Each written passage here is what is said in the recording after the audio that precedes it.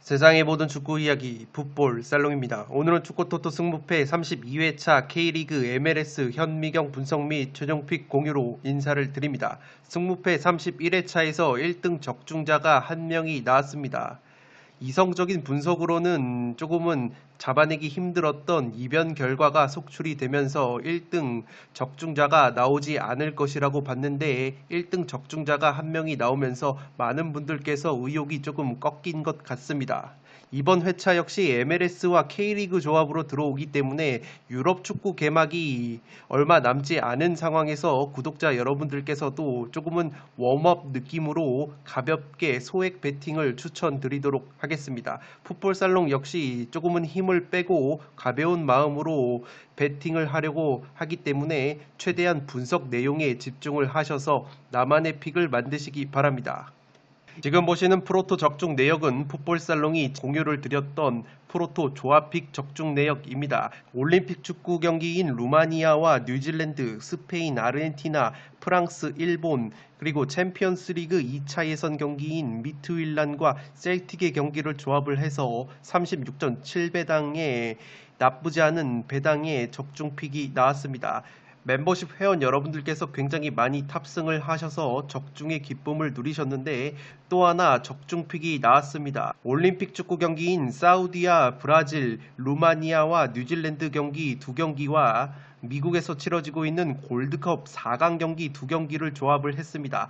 이 카타르와 미국 경기 그리고 멕시코와 캐나다 경기는 미국과 멕시코가 한 골차로 승리를 할 것 같아서 모두 핸디 무승부를 조합을 했는데 이 경기까지 맞아 떨어지면서 28.6배당의 적중픽이 나왔습니다. 이 적중픽 역시 멤버십 회원 여러분들이 많이 탑승을 하셔서 적중 인증을 해 주셨습니다. 승무패 31회차를 앞두고 프로토에서도 분석 내용이 나쁘지 않게 맞아 떨어졌기 때문에 이 상승세를 몰아서 승무패 31회차에서도 많은 분들께 양질의 자료와 분석을 제공을 해 드리도록 하겠습니다. 풋볼살롱 멤버십으로 합류를 하시면 풋볼살롱이 직접 구매를 하는 프로토 조합픽 뿐만 아니라 제야의 고수분들께서 멤버십 카페를 통해서 다양한 정보와 구매 픽을 공유를 해주고 계십니다. 프로토뿐만 아니라 지금 보시는 승무패 현미경 분석 자료를 유튜브 동영상이 올라가기 전에 먼저 멤버십 회원 여러분들께 공유를 드리고 있기 때문에 시간적인 부분을 상당히 많이 세이브 하실 수 있고 최종픽 이미지까지 멤버십 회원 여러분들에게 빠르게 공유를 드리고 있기 때문에 관심이 있으신 분들은 풋볼살롱 멤버십으로 합류를 해 주시면 되겠습니다. 승무패 32회차 현미경 분석 2부 첫 번째 경기는 8번 경기로 들어온 콜로라도 레피즈와 스포르팅 캔자스시티의 경기입니다. 저는 콜로라도의 단통 패배로 가보도록 하겠고 독식을 노리시는 분들은 과감하게 무승부까지 추천을 드리도록 하겠습니다.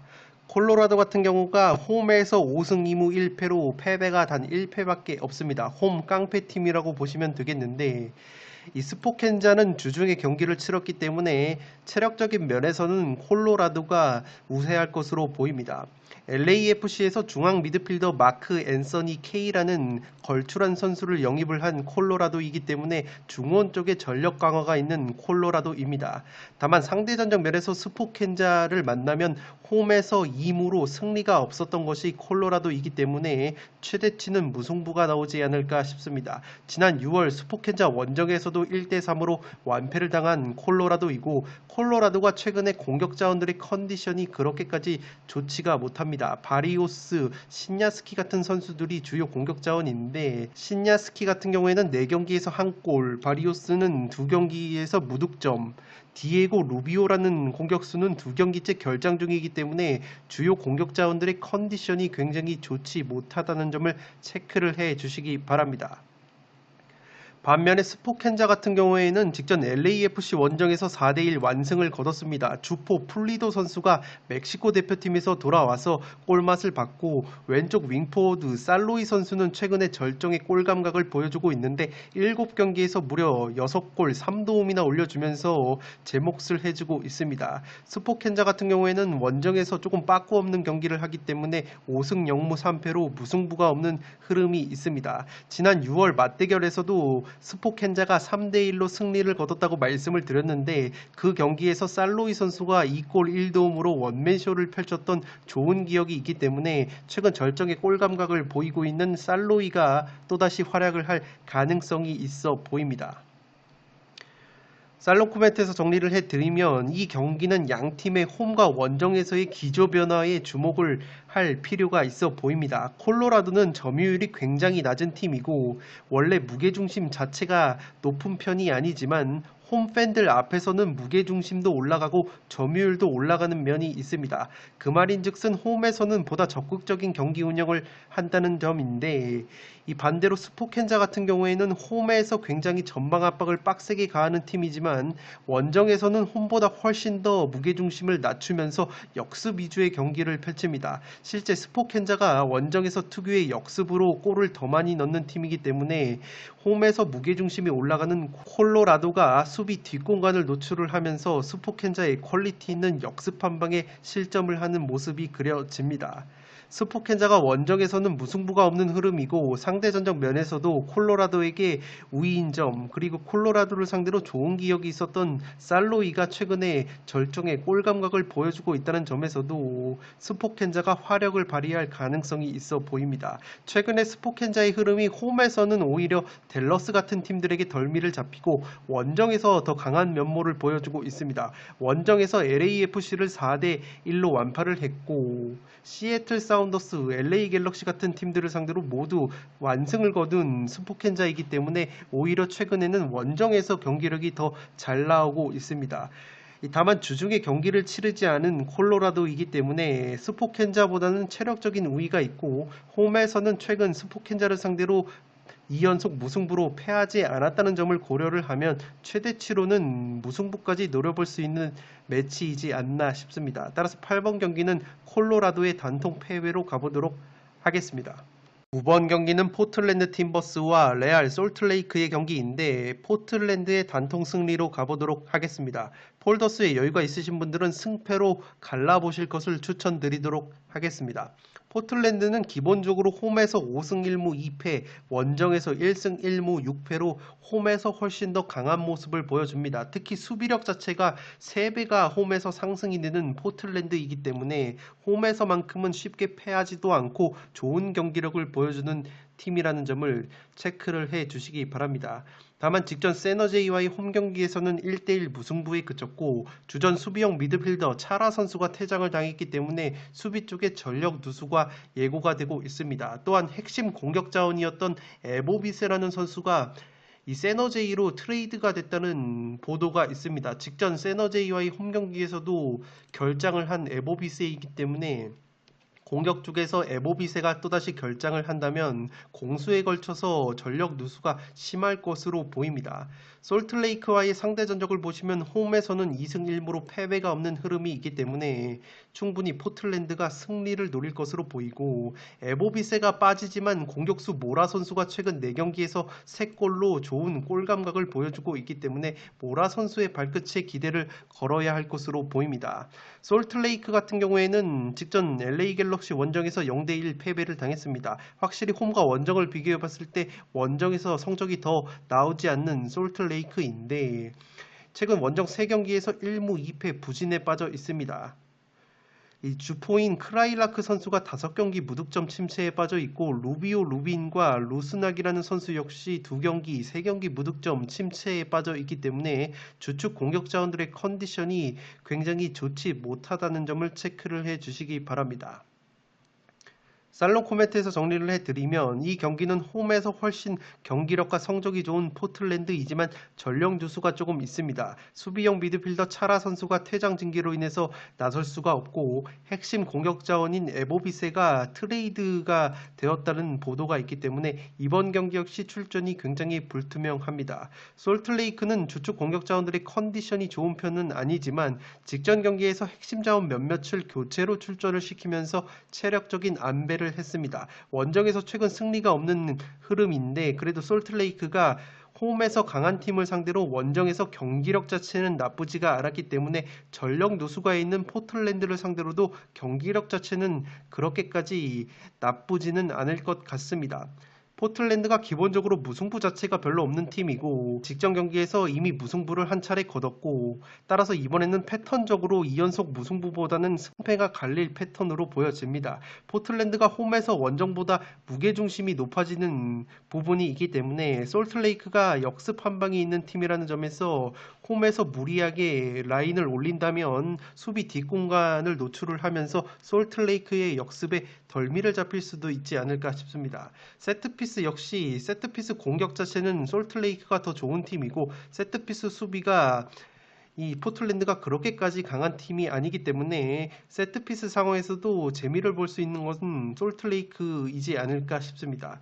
포틀랜드의 홈 깡패 면모와 핵심 공격수 모라의 골 결정력이 나오면 포틀랜드의 신승이 그려지는 경기이고 반면에 솔트레이크가 원정에서 효율적인 역습과 포틀랜드의 전력 누수가 생각보다 심하게 작용을 한다면 솔트레이크에게도 승리 가능성이 있는 매치이지 않나 싶습니다. 따라서 저는 9번 경기는 단통 승리로 가보도록 하겠는데 폴더스의 여유가 있으신 분들은 승패로 갈라보실 것을 추천드리도록 하겠습니다.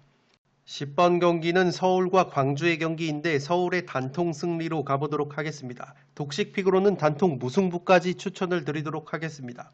서울 같은 경우에는 직전 울산과의 홈 경기에서 0대0 무승부를 거두면서 최근에 무패 행진을 이어가고 있습니다.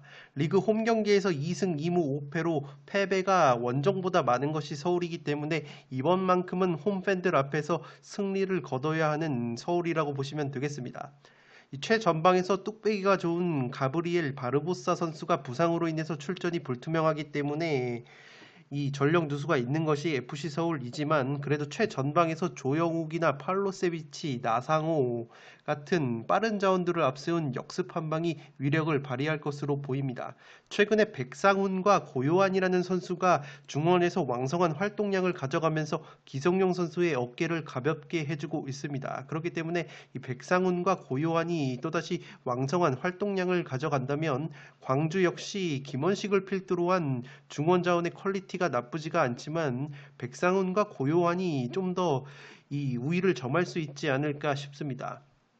3백을 최근에 박진섭 감독이 사용을 하고 있기 때문에 안정감을 찾고 있는 수비라고 보시면 되겠고 울산을 상대로도 무실점을 이끌어낸 서울이기 때문에 충분히 광주를 상대로도 무실점 경기를 할 수 있을 만한 3백 수비 조직력이 갖춰지고 있습니다.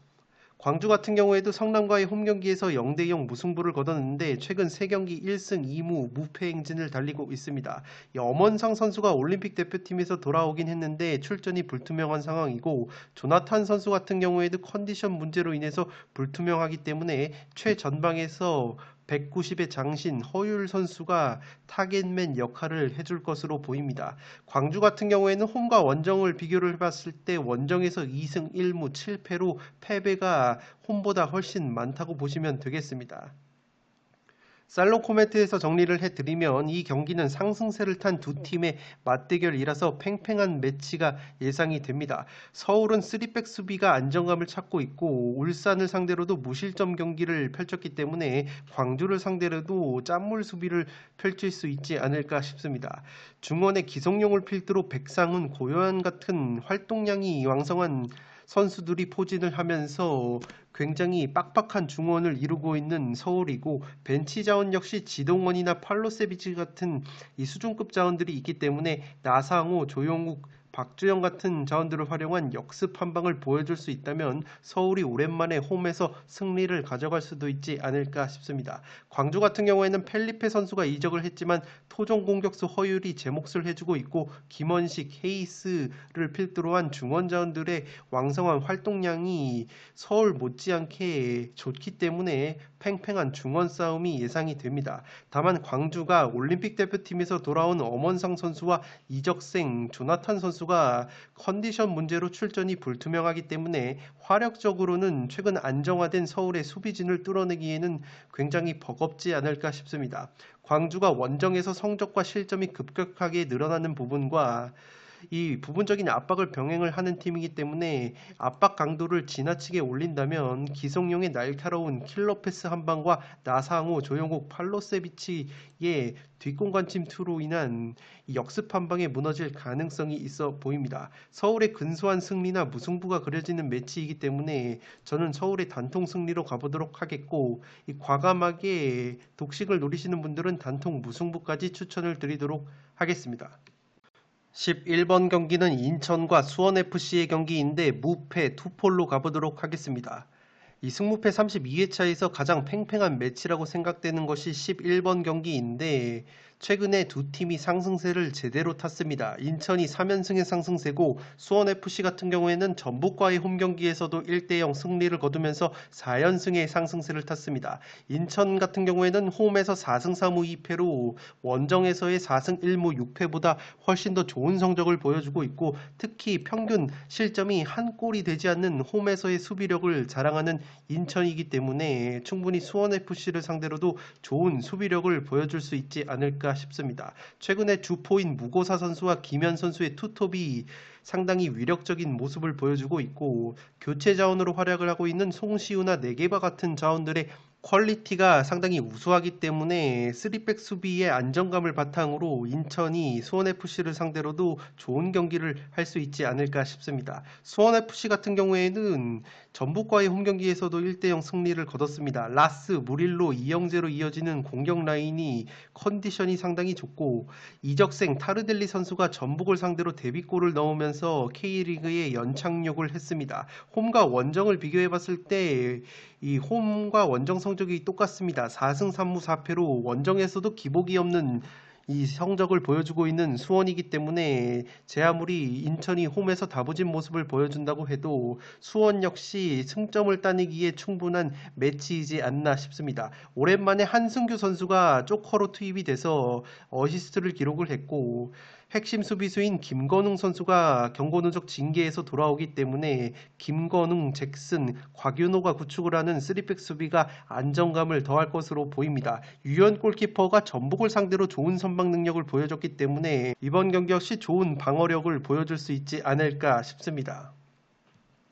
살롱 코멘트에서 정리를 해드리면 이 경기는 이번 회차에서 가장 어려운 난이도의 경기라고 생각이 됩니다. 두 팀 모두 연승 행진과 상승세라는 점에서 팽팽한 경기가 예상이 되고, 다만 수원FC 쪽으로 조금은 기우는 것 같은 느낌이 듭니다.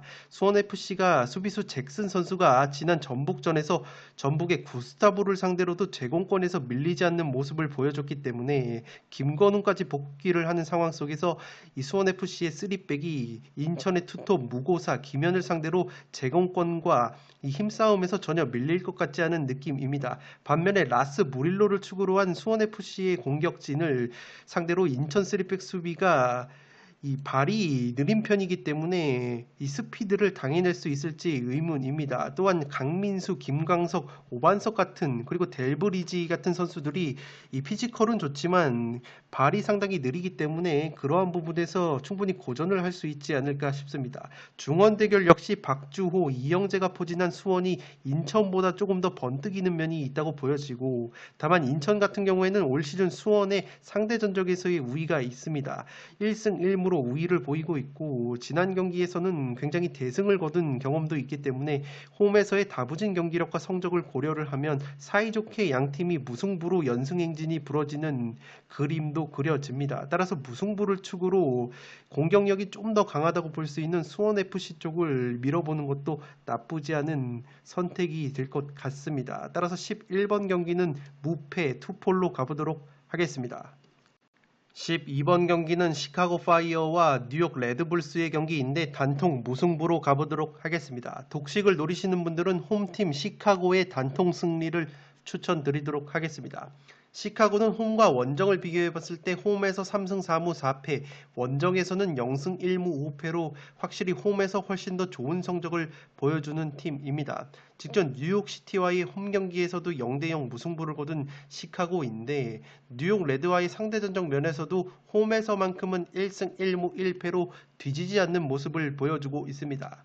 시카고는 플레이메이커 알리세다 선수가 4경기 무득점 침체에 빠져 있고 공격수 베리치 선수 역시 5경기 무득점 침체에 빠져 있기 때문에 핵심 공격 자원들의 컨디션이 굉장히 좋지 못합니다. 측면 공격과 제공권, 전방 압박에 강점이 있는 시카고이고 뉴욕 레드 역시 지금 MLS에서 제공권이 가장 좋은 팀인 데다가 전방 압박이 매우 강한 팀이라는 점에서 두 팀이 공통점이 상당히 많은 점을 체크를 해 주시기 바랍니다. 뉴욕 레드 같은 경우에는 신시내티와의 홈 경기에서 0대0 무승부에 그쳤습니다. 리그 5경기에서 3무 2패로 승리가 없는 하락세인데 원정만 가면은 1승 2무 5패로 홈에서의 4승 2무 2패보다 훨씬 더 안 좋은 성적을 보여주고 있습니다. 특히 원정만 가면은 수비력이 2배 이상 하락이 되는 뉴욕 레드이기 때문에 이 굉장히 시카고를 상대로 쉽게 승리를 거두기에는 버겁지 않을까 싶습니다. 뉴욕 레드 역시 카세레스 주니어나 클리말라 같은 핵심 공격 자원들의 컨디션이 좋지 못하기 때문에 굉장히 빈공 속에서 무승부가 그려지는 매치이지 않나 싶습니다. 살롱 코멘트에서 정리를 해드리면 이 경기는 최근 승리가 없는 두 팀의 대결이지만 홈에서 강세를 보이는 시카고가 좀 더 유리한 면이 있는 것 같습니다. 시카고는 세트피스 수비가 굉장히 취약한 팀인데 뉴욕 레드가 세트피스 공격으로 득점이 그렇게까지는 많지가 않습니다. 제공권이 1등 팀이라고 말씀을 드렸는데 뉴욕 레드가 제공권이 1등이지만 시카고 역시 제공권이 3등을 달리는 팀이라는 점에서 제공권 면에서 그렇게까지 크게 시카고가 밀릴 것 같지는 않습니다.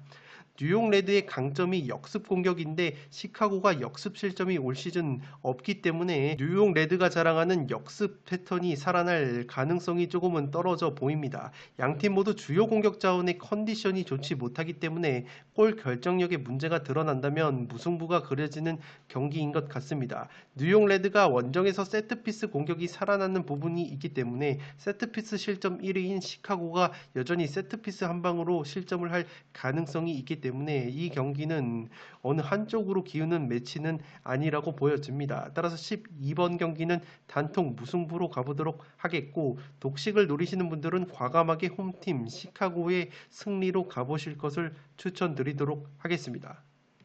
13번 경기는 인터 마이애미와 내슈빌의 경기인데 단통 무승부로 가보도록 하겠습니다.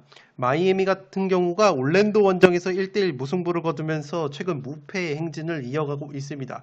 홈 경기에서 승리가 없다가 최근에 1승을 거뒀기 때문에 충분히 상승세를 이어갈 수 있는 마이애미라고 보시면 되겠고 내슈빌과의 상대 전적을 보시면 2무 2패로 승리는 없는데 홈에서는 그래도 1무의 상대 전적이 있습니다. 지난 5월 내슈빌 원정에서도 0대0 무승부를 거뒀는데 당시에 인터 마이애미의 에이스 곤잘로 이과인 선수가 없는 상황에서도 0대0 무승부를 거뒀던 인터 마이애미이기 때문에 충분히 최근의 상승세를 고려하면 무승부까지 잡아볼 만한 매치이지 않나 싶습니다. 이과인 선수가 최근에 2경기에서 2골 1도움을 올려주고 있는데 직전 경기 올랜도전에서는 최저 평점을 받으면서 60분 만에 교체 아웃이 됐습니다. 내슈빌 같은 경우는 리그 5경기에서 2승 3무로 2연속 무승부를 거두고 있습니다. 직전 뉴잉레벌 원정에서 0대0 무승부를 거뒀는데 확실히 내슈빌은 홈에서 훨씬 더 좋은 성적을 보여줍니다. 홈에서는 6승 5무 0패로 원정에서의 0승 5무 1패보다 더 좋은 성적을 보여주고 있고 원정만 가면은 승리가 없는 것이 내슈빌이기 때문에 원정에서 또다시 무자비 면모가 나온다면 무승부로 덜미가 잡힐 수 있지 않을까 싶습니다. 올 시즌 최다 연속 무승부가 3연무기 때문에 현재 2연속 무승부라는 점에서 충분히 3연무까지 나올 수 있는 매치라고 보여지고 중앙 수비수 진머만 선수가 부상 중이기 때문에 수비 쪽에 전력 누수가 있습니다. 내슈빌은 등번호 10번 에이스 하니 무크타르 선수가 원정 경기에서 굉장히 약한 모습을 보여주고 있습니다. 원정 3경기에서 공격 포인트가 없기 때문에 이 내슈빌이 또다시 무크타르가 침묵을 한다면 원정에서의 빈공을 보여주면서 이 무승부로 덜미가 잡히지 않을까 싶습니다. 무크타르와 더불어서 공격수 사퐁 선수 역시 원정 경기 2경기 무득점 침체이기 때문에 원정에서의 빈공을 어떻게 해결할 것인가가 최대의 과제라고 보시면 되겠습니다. 살롱 코멘트에서 정리를 해드리면 이 경기는 액면가로는 내슈빌의 우세가 보이는 경기이지만 최근 인터마이의 경기력이 나쁘지가 않습니다. 지난 몬트리올 원정에서도 첫 홈승리를 거뒀고 필라델피아와의 홈경기, 올랜도 원정 같은 강팀과의 경기에서도 무승부를 거둔 인터 마이애미이기 때문에 경기력 자체가 올라왔다는 점을 체크를 해주시기 바랍니다. 내슈빌 같은 경우에는 연이은 원정 일정으로 인해서 체력적인 우려가 있습니다. 또한 올 시즌 원정만 가면은 5무 1패로 승리가 없는 것이 내슈빌이기 때문에 원정에서의 무자비 면모가 나온다면 최대치로 무승부까지 잡을 만한 매치이지 않나 싶습니다. 지난 5월 내슈빌 원정에서 인터 마이애미가 0대0 무승부를 거뒀는데 당시에는 에이스 곤잘로 이과인 선수가 없는 상황에서 홈 깡패 내슈빌을 상대로도 무승부를 캤던 좋은 기억이 있기 때문에 충분히 마이애미가 무승부를 가져갈 수 있는 매치라고 보여집니다. 패턴적으로도 인터 마이애미가 현재 1무 중인데 연무 기록이 2연무이고 내슈빌 역시 2연무 중인데 최다 연무 기록이 3연무라는 점에서 사이좋게 최다 무승부 기록을 세우면서 무승부가 나오지 않을까 싶습니다. 하니 무크타르라는 내슈빌의 에이스가 원정 경기만 가면 이렇다 할 힘을 쓰지 못하고 있기 때문에 무크타르가 침묵을 한다면 내슈빌이 원정 특유의 빈공을 보여줄 가능성이 있어 보입니다. 인터 마이애미가 홈에서 무게중심이 높아지는 팀이라고 항상 설명을 드리지만 내슈빌이 역습이 그렇게까지 강한 팀이 아닙니다. 때문에 인터 마이 역시 홈에서 첫 승을 거둔 상승세를 이어갈 수만 있다면 팽팽한 무승부가 나오지 않을까 싶습니다. 따라서 13번 경기는 단통 무승부로 가보도록 하겠습니다. 14번 경기는 뉴잉글랜드 레볼루션과 필라델피아의 경기입니다. 승패 투폴로 갈라보도록 하겠고 단통만 찍으라면 저는 무승부를 과감하게 찍어보도록 하겠습니다. 뉴잉글랜드 레볼루션 같은 경우가 내슈빌과의 홈경기에서 0대0 무승부를 거두면서 4연승의 상승세가 제동이 걸렸습니다. 홈과 원정을 비교해봤을 때 홈에서 6승 1무 1패로 원정에서의 5승 3무 2패보다 근소하게 더 좋은 성적을 보여주는 것이 뉴잉 레벌인데 상대 전적 면에서 필라델피아만 만나면 1승 2무 3패로 약한 모습을 보여왔습니다. 특히 홈에서도 1무 1패로 최근 승리가 없는 뉴잉글랜드 레볼루션과 필라델피아와의 상대 전적이라고 보시면 되겠고 지난 5월 필라 원정에서도 1대1 무승부에 그쳤던 뉴잉 레벌입니다. 올 시즌 2연속 무승부가 없었는데 현재 1무 중이라는 점에서 무승부보다는 승패가 갈릴 패턴이라고 보여집니다. 뉴잉 레벌이 직전 내슈빌과의 홈경기에서 무득점에 그쳤는데 핵심 플레이메이커인 까를레스 힐 선수가 부상으로 인해서 3주 이상 결장이 예상이 된다는 보도가 있습니다.